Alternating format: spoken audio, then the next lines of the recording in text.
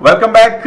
हम ज़हीर अब्बास खोकर साहब की तरफ चलते हैं, उनसे पूछते हैं कि वो क्या कहेंगे एनआरओ के अकाउंट्स के बारे में जो जिनको क्लियर करके जनाब सेफ हाथों में ले जाके, पता नहीं अब वहां पे कुछ पड़ा भी हुआ है कि नहीं, क्या कहते हैं आप?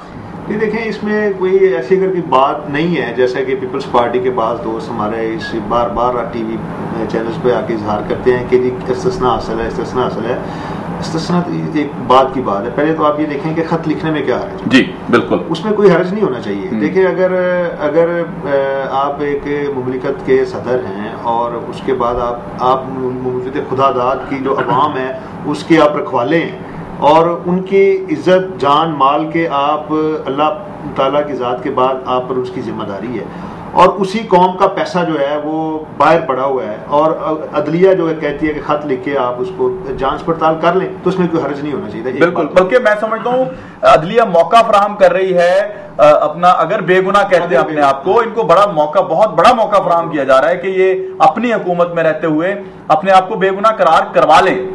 लेकिन देखें ना, अब इसमें बदनीति जो है वो जाहिर हो रही है। एक तो पिछले 3-4 साल से अवाम को इन्होंने बेवकूफ़ बनाया हुआ है, कोई इन्होंने ढंग का काम नहीं किया, ना इन्होंने लोड शेडिंग पर तवज्जो दी है। मुझे समझ नहीं आती कि मैं शमसी साहब, मैं सब्जेक्ट से हट जाऊंगा कि 5 साल एक बंदे को हुकूमत दी जाए, किसी भी घर का सरबराह अगर किसी को 5 साल के लिए बना दे और उसको ये कहे कि आपने 0 से शुरू करके आपने 1 पे जाना है, तो नालायक से नालायक बंदा भी आप बैठा देंगे कि वो कुछ ना कुछ अपने घर को इम्प्रूवमेंट करेगा, लेके जाएगा, उसमें बेहतरी लाएगा। लेकिन मैं समझता हूं कि ये बदकिस्मती है पाकिस्तान की कि ये जो सेटअप इस वक्त चल रहा है, जो तमाम जमायतें हुकूमत में है जरदारी साहब के नीचे, ये पाकिस्तान को इन्होंने 0 से प्लस की बजाय इन्होंने माइनसेस पर ले आए और अब आइंदा हम दुआओं पर चल रहे हैं। हम वो पाकिस्तानी जो पिछले कई सालों से इस पाकिस्तान को जब भी, लेकिन आप जरदारी साहब का एजेंडा तो आप दोनों पार्टियां मिलकर पूरा कर रही हैं, नून लीग भी और तहरीक इंसाफ, आपस में आप लड़ रहे हैं, गुत्थम गुत्था है, एक दूसरे पे इल्जामात की सियासत कर रहे हैं और जनाब उसका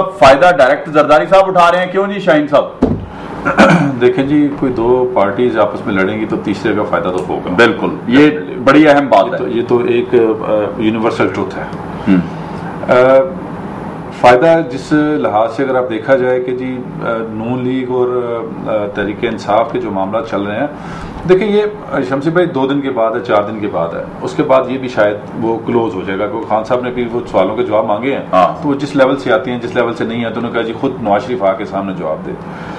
लेकिन इससे हासिल कुछ नहीं होगा।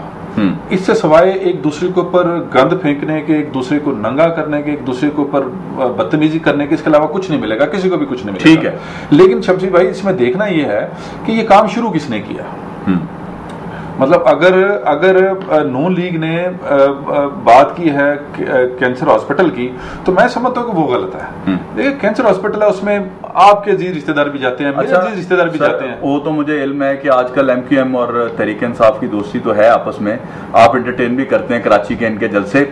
लेकिन एक बात मुझे जरूर बताएं, क्योंकि नून लीग यहाँ बैठी नहीं है, मैं थोड़ा सा उनकी तरफ से सवाल करता हूँ कि ये काम तो खान साहब ने शुरू किया हुआ है। नून लीग के ऊपर वो तीर अंदाजी और अपना अल्फाज का जो इस्तेमाल करते हैं, खान साहब अपनी स्पीच के स्टार्ट से ही नवाज शरीफ और शहबाज शरीफ पे तनकीद करते हैं।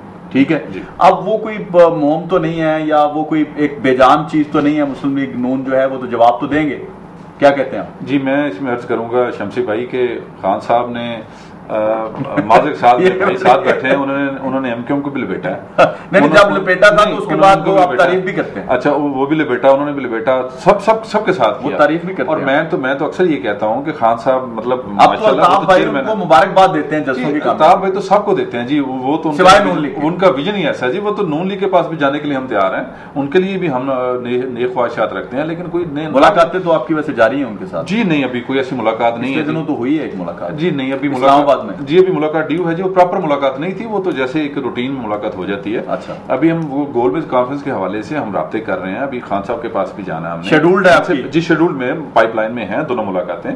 और सिर्फ यही पार्टी मतलब यहाँ लाहौर में रह गई है, बाकी ऑलमोस्ट हम सबसे मिल चुके हैं जी। तो मैं चूंकि सेंट्रल एग्जीक्यूटिव काउंसिल का रुकन हूँ, तो मुझे पता है इस बात का कि जी किस लेवल पे जाके कहाँ बात करनी है। अब मैं समझता हूँ कि इनके इस मामले से मतलब अवाम को क्या इसका है। ठीक है, अवाम का तो नुकसान हो रहा है। अच्छा, अपना शाहीन गिलानी साहब, आप हमारी मान लें, चले मीडिया पे बैठ के हम शोर मचाते रहते हैं कि इशू खत्म हो जाएगा, अल्ताफ भाई जो चाहें वो करवा लेते हैं जरदारी साहब से, प्यार मोहब्बत में भाई भाई बन के, खत क्यों नहीं लिखवाते आप? नहीं, सब कुछ नहीं होता। देखें लिखवा दें यार खत, अवाम की फरमाइश पे लिखवा। अल्ताफ भाई तो ये कहते कहते उन्होंने इतना टाइम गुजर गया, उन्होंने कहा जी कराची का हालात ठीक करते हैं, गवर्नमेंट को कहा उन्होंने, अभी भी कल भी उनकी स्टेटमेंट आई, और रहमान मलिक साहब को कहा उन्होंने, प्राइम मिनिस्टर से बात होती है, प्रेसिडेंट से बात होती है, फ्रीक्वेंटली बात होती है। अच्छा चले, वो तो थोड़ा मुश्किल काम होगा ना, वहां पे कई स्टेक होल्डर्स हैं, कई वहां पे लोग हैं, बैरूनी हाथ भी आप बात करते हैं कुछ और, यानी इसमें कौन सा बैरूनी अंदरूनी हाथ है कि 4 लाइनें लिखनी है ना? देखिए इस खत का मसला है क्या, जरा इसको वाजे तो करें ना। शमसी साहब देखें, किसी की करप्शन में हम हिस्सेदार नहीं है, वेरी वेरी ऑनेस्टली, मतलब मैं आप किसी हुकूमत में आप हिस्सेदार हैं? हाँ जी, हुकूमत में बता दी कितना हिस्सा हमारे पास, 7% भी नहीं है, 2 मिनिस्ट्री हैं, क्या होता है? लेकिन सर आप हिला के रख देते हैं, वो एक एडवर्टाइजमेंट है ना, हिला के रख दे, तो वो तो देखें फिर हमारी स्ट्रेंथ है। हाँ। वो तो हमारी पॉलिटिकल स्ट्रेंथ है।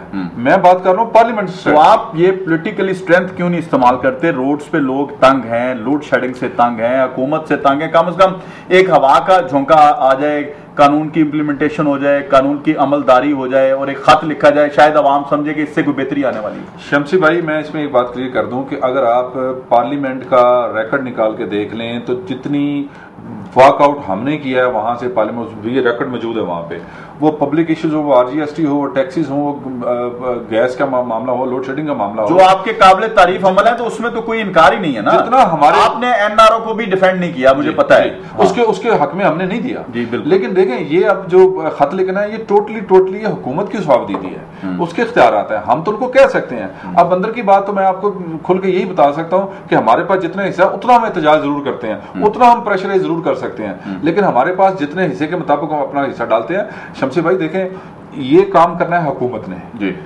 मैं कहता हूं कि अपोजिशन बैठी है, मजबूत अपोजिशन है, मजबूत अपोजिशन, ये इकट्ठे नहीं ना होते। मैं पता नहीं आप क्यों, क्या आपने गिद्दड़ सिंगी छोड़ी हुई है, क्या मैं डायरेक्टली इस तरह के मौक्कल छोड़े हुए हैं जो इनको इकट्ठा नहीं होने देते? मजबूत अपोजिशन इकट्ठी हो, मैं कहता हूं देखे कैसे नहीं खत लिखा जाता। अगर अपोजिशन मजबूत अपना किरदार मजबूत तरीके से अदा करे, ये बात तो मैं मानने के लिए तैयार हूं, लेकिन अगर ये नहीं करेंगे तो मैं नहीं समझ। अगर आप आपस में लड़ते रहेंगे, आप तो एक दूसरे की करप्शन निकालने पे तोल आए हैं, तो जरदारी साहब की करप्शन कैसे पकड़ेंगे? देखिए शमसी साहब, ये जो बहस जो है बड़ी कंफ्यूज बहस शुरू हो गई है, मैं थोड़ा सा आपको इससे निकालना चाहता हूँ। देखिए हमारा पार्टी का जो मंशूर है, जो नजरिया है, या हमारे पाकिस्तान, अच्छा पहले ये बताएं कि ये क्या कंफ्यूज बात है कि खत लिखा जाए? क्या वाज़ेह हुक्म नहीं है अदालत का? और क्या अब जो सजा वजीर आजम साहब, एक इतना सीरियस मैटर है कि हमारा एक ये कोई बहुत खूबसूरत बात नहीं है, या कोई हम ऐसा कोई पोर्ट्रे नहीं दुनिया में अपने करना जा रहे, कोई अदालत को भी शायद खुशी नहीं हुई होगी कि हमारा जो इलेक्टेड प्राइम मिनिस्टर है जो वो गया है, और ये अगर अगला भी चला जाता तो हम तो पूरी दुनिया में मजाक बन जाएंगे। उसमें तो मैं आपसे ये गुजारिश ही करना चाहता हूँ कि आप पहले थोड़ी सा, मैं जो हमारी बात हुई है उस पर मैं थोड़ा सा ये आपको बावर कराना चाहता हूँ कि पाकिस्तान तहरीक इंसाफ और बाकी जो दूसरी जमातें हैं उनमें फ़र्क बताना चाहता हूँ। आप कह रहे हैं कि जमात की सियासत, करप्शन को ये एक्सपोज करने की सियासत, ये करने की, लेकिन हम क्या एक्सपोज कर रहे हैं? हम तो जो कौम की लूटी हुई दौलत जो है हम उसको एक्सपोज कर रहे हैं। हम तो ये कह रहे हैं कि जी जो पीपल्स पार्टी के जो अहदेदारों ने या इनके सदर ने या इनके जो कायदीन ने बाहर जो माल बना के रखा है वो पाकिस्तानी अवाम का खून चूस कर वो क्यों नहीं लेके आते पाकिस्तान? और जो मियां नवाज शरीफ साहब ने वो कौन सी गिद्दड़ सिंगी है कि जिसकी वजह $500 मिलियन की वहाँ पे इनकी जायदाद बन गई है, जिस मुल्क में जाते हैं वहाँ पे वो स्टील मिल लगा लेते हैं। ये हमारे बच्चों में तो ऐसी कोई हुनर नहीं है कि इनके बच्चों में सारा अल्लाह ने हुनर दे दिया है, लेकिन ये पाकिस्तानी अवाम का खून चूस कर बाहर जाके प्रॉपर्टी बना। ठीक है, ये हम पाकिस्तान के अवाम की बात कर रहे हैं, आप ये बात कर रहे हैं कि इल्जामात की सियासत। हम इल्जामात नहीं लगा रहे, हम हकीकत बयान कर रहे हैं, जबकि दूसरी तरफ से इल्जामात आ रहे हैं एक ट्रस्ट पर जिसका तहरीक इंसाफ के साथ कोई ताल्लुक नहीं है। और ये हमने इस चीज़ को नहीं छेड़ा, इन्होंने जानबूझ के ये शौकत खान की बात की जिससे पाकिस्तान तहरीक इंसाफ को कोई ताल्लुक नहीं है, और जिसमें मैं समझता हूँ पाकिस्तान तहरीक इंसाफ के किसी अहदेदार का इंक्लूडिंग चेयरमैन का कोई ताल्लुक नहीं। एक बात तो ये मैं क्लियर करना चाह रहा था कि ट्रेडिशनल पार्टीज जो इस वक्त हुकूमत में है, हमारा स्टैंड उनसे बिल्कुल मुख्तलिफ है। हम तब्दीली की पार्टी हैं, हम एक इनकलाबी पार्टी हैं, हम पाकिस्तान में तब्दीली की बात करते हैं, हम पाकिस्तान से लूटी हुई माल और यहाँ की लूटी हुई जो जायदाद है उसको वापस लाने की बात कर रहे हैं, हम करप्शन की एलिमिनेशन की बात करते हैं, हम आम आदमी की बात करते हैं। एक चीज़। दूसरी चीज़ जो आपने बात की कि खत की बात जो है, तो खत में तो इसमें ये तो इशू शुरू से ही एनआरओ पे नवे चेयरमैन इमरान खान साहब का ये उठाया हुआ ही उनका है कि उन्होंने जब ये परवेज मुशर्रफ साहब की और मियां नवाज शरीफ साहब और बेनज़ीर साहब जो उसको लीड कर रही थी, मियां साहब उनके बिहाइंड थे, ये जब डील हो रही थी उस वक्त सबसे ज्यादा जो शोर डाला था वो पाकिस्तान तहरीक इंसाफ ने डाला था कि ये एक डील हो चुकी है। ठीक है। और उसमें मैं समझता हूं कि हमारा जब भी स्टैंड आएगा वो पॉजिटिव आएगा, इस मुल्क को कौम की हक में आएगा। और एक चीज ये मैं बताना चाहता हूं कि हमें इक़्तिदार की कोई परवाह नहीं है। हम ये मौजूदा सेटअप ANP, MKM या पीपल्स पार्टी या मुस्लिम लीग नून के हम स्टाइल ऑफ गवर्नमेंट के हम दावेदार नहीं है। हम दावेदार हैं, हमें अगर नेक्स्ट इलेक्शन में भी ये कौम हमें एजेंडा नहीं देती या हमें ये मैंडेट नहीं देती कि आप हुकूमत में नहीं बैठे तो हम नहीं बैठेंगे, हम अपोजिशन में बैठेंगे। ठीक है, ठीक है, बिल्कुल दुरुस्त बात है। लेकिन यहाँ सवाल तो उठते हैं जनाब, सवाल तो पैदा होते हैं कि जी आप 99 में चले जाते हैं परवेज मुशर्रफ को सपोर्ट करने, ठीक है, फिर बाद में आपको माफी मांगना पड़ती है रेफरेंडम करके, उसके बाद आपको मुशर्रफ का चेहरा भी घिनौना नजर आता है, मुशर्रफ साहब के भी एक्सपोज हो जाते हैं, फिर आप कहते हैं जी हम तो सोचते थे कि ये करना है उसने, वो करना है उसने, एहतसाब करना है लिहाजा उसने नहीं किया तो हम उससे भी अलग हो गए। अच्छा, उसके बाद मियाँ साहब के साथ आपके राब्ते, मियाँ साहब के साथ मोहब्बतें, मियाँ साहब के साथ प्यार, मियाँ साहब के साथ सिलसिले और खान साहब की कुर्बतें, ठीक है, अब मियाँ साहब के भी आप अगेंस्ट हो गए, ठीक है। अब इल्जामात की सियासत में, ठीक है, आपके आपस में ठीक है, आप कौम के लिए बात कर रहे हैं, ठीक है, आवाम को मोटिवेट करना, आवाम को गर्दाब से निकालना, आप जिस तरह से आपके नजरियात है सोचते हैं कि इस तरह अगर कर लेंगे तो कौम शायद इन तमाम मसाइल और मसाइब से शायद निकल जाए। लेकिन मैं शाहीन साहब, तमाम गुफ्तगू आपने खोखर साहब की सुनी जी, आप क्या समझते हैं कि जी जो मैंने बात की, खत की बात जो मैंने की, ठीक है, उसको भी आप एक अब वक्त बताएगा कि जी पीपल्स पार्टी क्या करती है, लेकिन तमाम तर जो गलतियां हैं, चाहे आप छोटा सा हिस्सा है लेकिन आप वहां बोल तो सकते हैं। जैसे ANP लोड शेडिंग पे जो है वो उसने अपना सेनेट से वो निकल के एहतजाज किया, उन्होंने बताया, उन्होंने बार बार उनकी स्टेटमेंट्स भी आ रही हैं कि जी हुकूमत ठीक नहीं कर रही, ये नहीं कर रही, वो नहीं कर रही, आपके खिलाफ तो खैर वो बोलते ही रहते हैं। अब जो प्रेसिडेंट में हाउस में जो नया अहद हुआ है कि जी नई कानून साजी, अगर ये तो मतलब सीधी सीधी जो बात सामने नजर आ रही है, आप जा रहे हैं टकराव की तरफ जी, क्या MQM अपना किरदार अदा नहीं करेगी ये टकराव रुकवाने के लिए?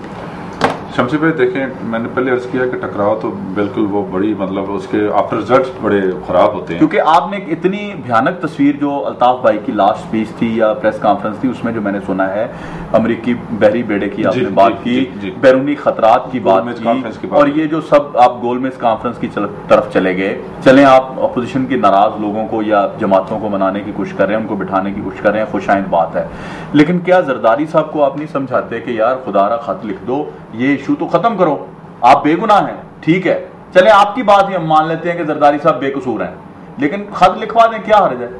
यानी इस कम से कम पाकिस्तान इस जो खिंची हुई सूरत हाल है, खिंचाव है, तनाव है, उसमें से तो निकल जाएगा। शमसी भाई, जैसे मैंने पहले अर्ज किया कि हम किसी भी करप्शन का हिस्सा नहीं है, वो किसी लेवल की भी करप्शन हो, हम उसका हिस्सा नहीं बनते, ना ही अल्हम्दुलिल्लाह हमारी पार्टी में कभी करप्शन हुई है, ना हम किसी करप्शन का हिस्सा बनते हैं। NRO की जहां तक बात है, खत लिखने की बात है, कि जैसे मैंने पहले फिर से मैं आपको अच्छा यहीं से मौका दूंगा, मैं एक छोटा सा ब्रेक ले लूं। नाज़रीन, एक छोटा सा ब्रेक है, अभी वापस आते हैं, हमारे साथ रहिएगा।